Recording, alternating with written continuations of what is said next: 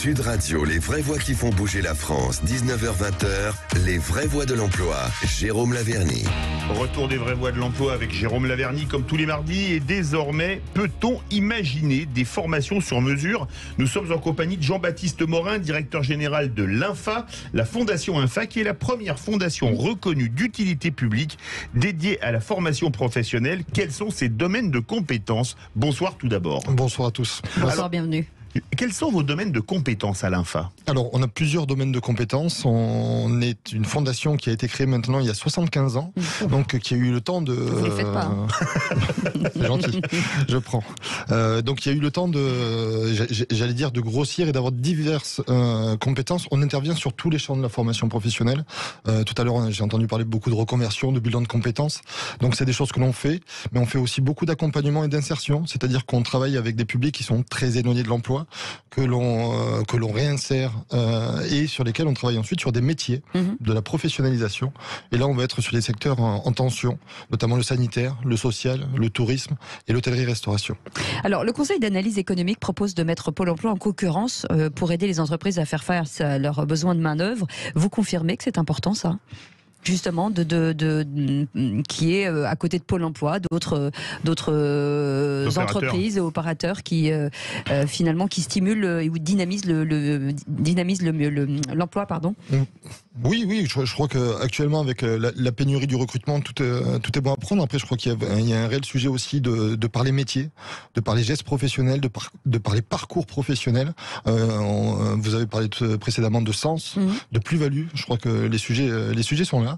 Il y a des beaux métiers à proposer, donc voilà. Après, toute initiative sera les bonnes. Nous, on a plutôt décidé de parler, de co-construire avec les entreprises. Voilà. Est-ce qu'il y a des métiers aujourd'hui que vous aviez qui n'existeront bientôt plus et qu'il va falloir transformer d'une manière ou d'une autre, ou reformer des gens à des métiers d'avenir qui vont arriver prochainement? Tout à fait. Et puis on pense tous aux métiers dits divers, et puis aux métiers liés au numérique. Mais voilà. Après, c'est des choses qui vont se faire en transition. On est en train de mettre en place justement dans toutes nos formations ces sujets-là, de façon à avoir des compétences transférables et transversales à l'ensemble des métiers. Moi, je crois vraiment à la notion de parcours. Et voilà. sur quel secteur professionnel mettez-vous en place les parcours de formation? Alors sur le secteur du tourisme notamment, avec une initiative que l'on a créée avec les professionnels. Je vous coupe, ça repart bien après les années Covid. Eh ben justement, c'est après avoir dit pendant 2 ans que c'était un métier non essentiel, ça a un peu de ma question. Voilà, ça a un peu de complexité, mais justement, on a des zones touristiques en France avec qui ont un côté nature, qui sont positionnés dans des endroits qui donnent envie de travailler et voilà, et qui permettent aussi de découvrir nos territoires de façon différente. C'est une cantilène qu'on entend très fréquemment dans la bouche, y compris de certains économistes, consistant à dire que il faut relancer la formation, développer la formation, etc., etc. Sauf que ce sont des mots qui ne veulent strictement rien dire. Il faut se réjouir aujourd'hui du fait qu'en France, nous sommes formidablement bien outillés en termes d'organismes de formation, et l'INFA en est une magistrale illustration. Vous avez un manoir avec un restaurant d'application qui travaille depuis et historiquement sur les métiers de l'hôtellerie et de restauration. La France vraiment compte, et avec l'INFA et d'autres organismes, nous avions accueilli les Compagnons du Devoir. On a tous les outils pour bien réussir. Par contre, Cécile, vous posez une question qui expose la personne qui y répond à la crucifixion. Et la crucifixion, il y a eu un précédent fâcheux. On n'aime pas. Donc c'était pas simple de poser ça, Monsieur Morin. Non, oui, parce que c'est vrai que le secteur de l'insertion, de l'emploi, de la formation suppose parfois une concurrence, des susceptibilités qui font qu'on ne critique pas Pierre, Paul, Jacques, le Pôle emploi, sauf à s'exposer à une mort glorieuse, mais déjà occupée par un précédent fâcheux. Non, ce qui est important aussi, c'est de dire qu'il a raison. Plus il y a de gens qui traitent de ces sujets-là, plus on a la chance de pouvoir retrouver un travail. Aujourd'hui, on parle du tourisme. C'est vrai que le tourisme, avec le Covid, a subi énormément de dégâts. Est-ce qu'on peut imaginer, finalement, on dit toujours que ce sont des problèmes de vocation. Est-ce qu'on peut retrouver la vocation du tourisme, comme on disait peut-être avec les médecins médecins, avec d'autres filières, en disant finalement il y a une perte de sens et une perte de vocation, alors que finalement le tourisme, on a tous envie d'aller travailler dans le tourisme. Mais je crois que oui. Alors déjà en aparté, Jérôme, tu as parlé du manoir à Chantilly, donc je lance l'invitation. Si vous voulez venir visiter le manoir avec grand plaisir. Il y a un restaurant, alors donc on dira oui. Je suis libre le week-end prochain, le week-end d'après, le week-end encore d'après. Donc j'en profite. Ouais. Après sur les métiers du tourisme, je crois qu'il y a aussi une logique où on a beaucoup parlé de management organisationnel. Ouais. Maintenant il va falloir aussi parler de plus-value des collaborateurs. C'est super intéressant de travailler dans le tourisme, d'avoir en accès, j'allais dire, des clients qui sont en vacances, donc normalement un peu plus zen et un peu plus décontractés. Et donc voilà, il y a vraiment des parcours et des possibilités aussi pour les salariés d'avoir des activités extra-professionnelles qu'ils n'auraient pas forcément à Paris. Vous parliez de la Côte Basque tout à l'heure. Oui. C'est aussi agréable d'aller faire du surf le matin ou en fin de journée. Ah oui, ça c'est une certitude que le surf c'est plus facile sur la Côte Basque qu'à Paris. Mais parmi les gens qui ont quitté le secteur du tourisme qui était fermé pendant le Covid, beaucoup ne sont pas revenus. Comment est-ce qu'on fait pour susciter des vocations dans des métiers qui sont, comme le dit Cécile, agréables, mais les hôtels, les restaurants, c'est ouvert le samedi, c'est ouvert le dimanche, c'est ouvert les jours fériés, ça travaille la nuit. Comment est-ce qu'on fait pour arriver à les convaincre ? Mais je crois que déjà il y a une logique et les branches professionnelles, les professionnels se sont emparés du sujet sur des questions d'organisation du travail, sur des questions de limiter les coupures, de travailler un peu moins les week-ends, etc. En tout cas en alternance. Donc ça c'est déjà une avancée. Après voilà. Je vais rebondir dessus en disant votre lien justement avec les entreprises. Quand on est à un centre de formation, forcément on a des liens avec pas mal d'entreprises. Les discussions, est-ce qu'ils sont ouverts aux propositions que vous leur faites ? Est-ce que de toute façon, je crois qu'ils n'ont pas le choix aujourd'hui de se dire, voilà, pour faire en sorte qu'on revienne dans ces filières-là, il va falloir que tout le monde travaille et que tout le monde y mette du sien. Alors, en effet, ils sont parfaitement ouverts, ils sont parfaitement conscients des enjeux. Et je crois qu'il faut dire aussi quelque chose. Le milieu de la formation professionnelle est extrêmement compliqué. Vous parliez tout à l'heure d'acteurs supplémentaires.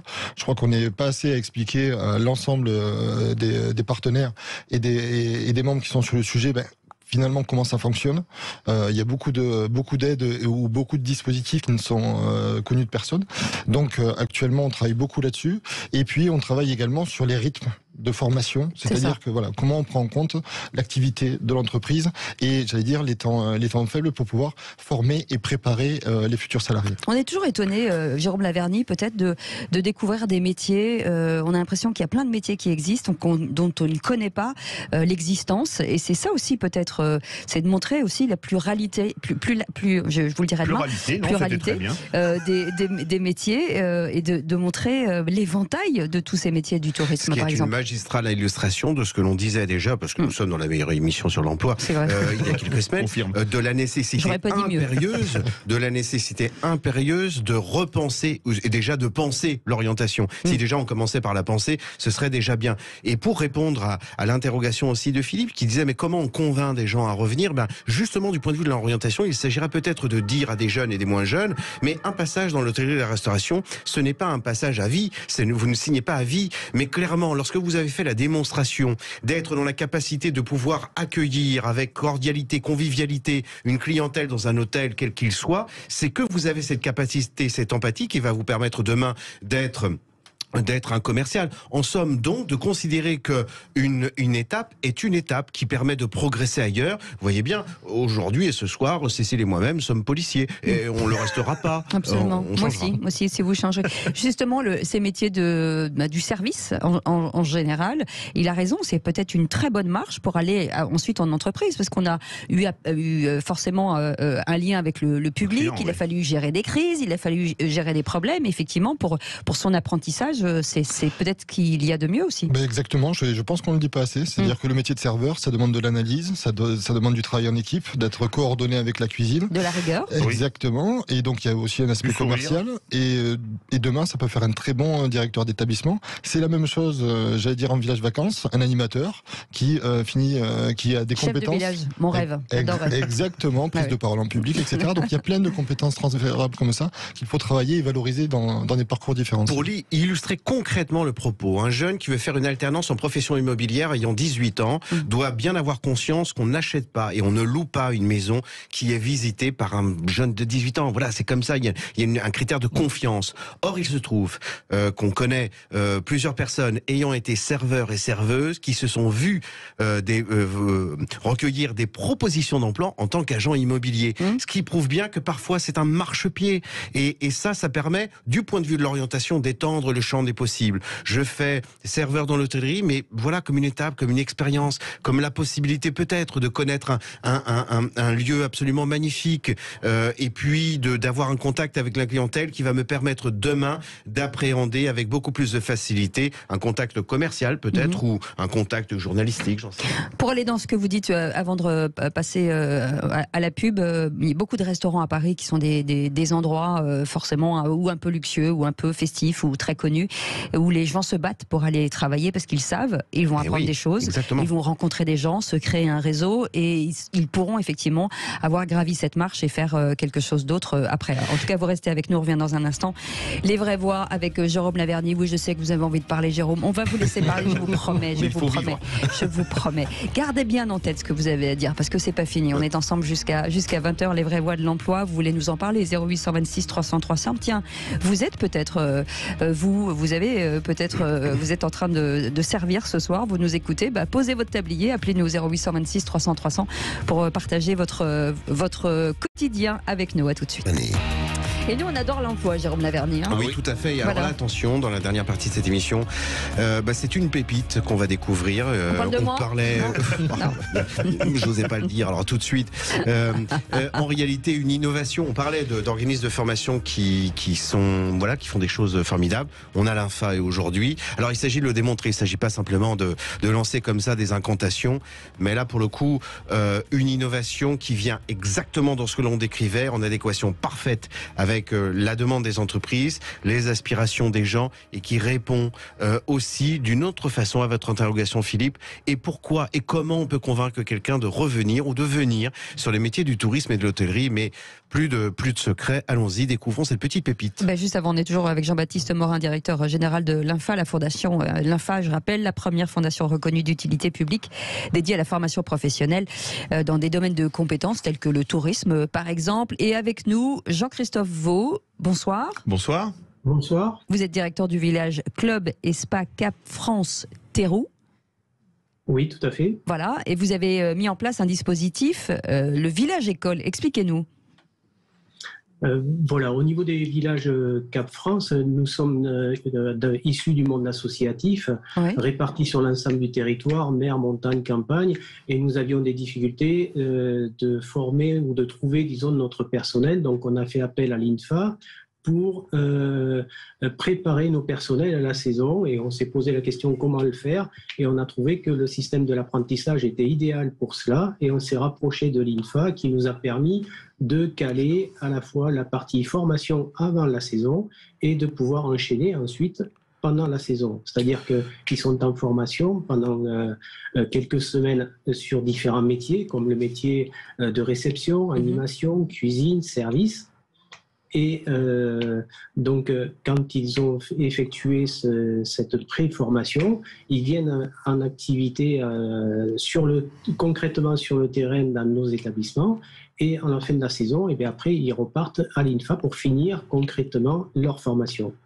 Alors, décryptons la performance. On passe donc d'emploi saisonnier, où un employeur peut largement se borner à publier des offres d'emploi, recruter des gens 2-3 semaines, à la conception pédagogique, en collaboration avec l'INFA, de quelque chose, d'un parcours qui va permettre aux gens de monter en compétences, d'avoir un diplôme, d'avoir une expérience, avec cette innovation qui consiste à dire, on a des périodes travaillées qui correspondent aux périodes de vacances, eh bien on va placer l'enseignement théorique entre ces périodes-là, l'organiser logistiquement sur des théâtres explosés dans tout le territoire de la France. Voilà en quoi un organisme de formation peut faire preuve d'innovation sans contrainte quelconque, mais simplement avec du bon sens et vraiment beaucoup d'inventivité. Jean-Christophe, vous êtes basé dans le Lot, c'est bien ça ? Tout à fait, on est basé au nord du Lot, à côté de Rocamadour, pas direct. D'accord. Oh là là, ça doit être magnifique. dur. C'est magnifique Voilà. comme endroit. Et pour recruter dans ces zones très rurales où il n'y a que des petits villages et où on dit que les zones rurales, c'est souvent des retraités qui habitent, pas de souci, et y compris pour les faire venir. Mais si, c'est toujours un petit peu compliqué pour trouver les compétences. Donc on a du personnel local, bien évidemment, mais on a toujours besoin de compétences complémentaires, disons, pour arriver à faire nos équipes. C'est pour ça qu'après, on a mis des choses en place comme les formations et puis aussi le bien-être du personnel, parce que chez nous, en village de vacances, on a certains avantages au niveau des horaires. C'est des horaires qui sont plus cadrés que quand on est dans une hôtellerie traditionnelle, classique. Il n'y a pas de stress pendant le service, puisque nous, c'est des choses qui sont prévues à l'avance, qui sont organisées. Donc, notre personnel, ils ont aussi des coupures à des moments donnés, bien évidemment, mais ils peuvent aussi profiter des infrastructures, puisqu'on est situé à la mer, à la montagne, à la campagne, et on a des infrastructures d'animation, etc., pour le bien-être aussi du personnel, parce qu'aujourd'hui, les salaires, c'est une chose, mais le bien-être au travail et la formation, c'est des choses qui sont primordiales. Rappelons qu'au-delà du Lot, la presse s'est fait écho au terme de l'été, de la grande difficulté qu'ont eu les professionnels de l'hôtellerie et de la restauration de recruter des saisonniers. Ça a fait partie de ces constats un petit peu négatifs, d'où le caractère précieux de ce dispositif. Jean-Christophe Vaux, est-ce que finalement, en ruralité, on n'a pas plus de chance, enfin un petit peu plus de chance qu'ailleurs, surtout quand sur un terrain comme le vôtre, de dire que on crée une famille finalement de salariés ou de gens qui viennent chez soi, quand vous le dites, bien-être au travail, il y a cette notion, on se souvient toujours du premier métier qu'on a fait, surtout quand il est dans un club. Alors là, vous êtes un club, mais en tout cas, où on a l'impression de rentrer dans une famille. Effectivement, parce que chez nous, effectivement, quand on reste pendant quelques mois ensemble, et bien évidemment, on crée des liens entre nous. Et puis, on a la particularité, c'est que nous, en village de vacances, on reçoit nos clients pendant plusieurs jours, voire en général des semaines. Oui. Donc, On s'attache. On a l'avantage, de pouvoir s'attacher, connaître le client, discuter avec lui. Et c'est fréquent qu'à la fin de la semaine, eh bien, on attache des liens et puis qu'ils nous invitent même lors d'un passage dans une autre région de France à aller les rencontrer. Et comment ça se passe? Parce que le Lot, c'est surtout du tourisme d'été, contrairement par exemple à la montagne où il y a les tourismes d'hiver et le tourisme d'été. Comment ça se passe le reste de l'année? Alors, nous, on a quand même une activité qui démarre de la mi-mars jusqu'à la fin octobre. Ah oui. Là, on est encore à 95% plein ce soir. Ah oui. Parce qu'on a développé des activités qui correspondent à notre région autour de la randonnée, du bien-être, de la permaculture, du spa, du bien-être, etc. Voilà.